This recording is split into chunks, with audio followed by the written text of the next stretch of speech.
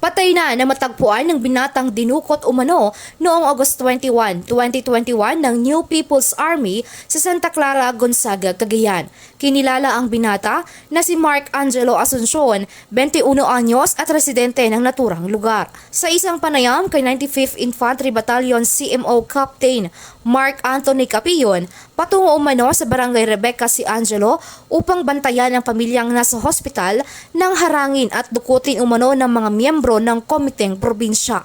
Ipinaalam ng pamilya ng biktima ang nangyaring insidente sa kapulisan, ngunit mula noon ay wala na silang naging komunikasyon kay Angelo hanggang sa napag-alaman umano na nasa kabundukan na ito kasama ang mga miyembro ng kilusan.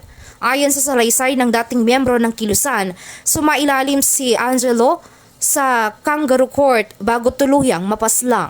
Kaugnay dito, natunton ng kasundaluan ang kinaroonan ni Angelo sa Barangay Dungeg, Santa Teresita, ngunit isa na itong bangkay. Tuluyan nang naipasakamay ng 95th Infantry Battalion, 5th Mechanized Infantry Battalion, Cagayan PNP, Regional Mobile Force Battalion 2, Scene of the Crime Operatives or SOCO at Marine Battalion Landing Team 10 ang bangkay ni Angelo sa kanyang pamilya.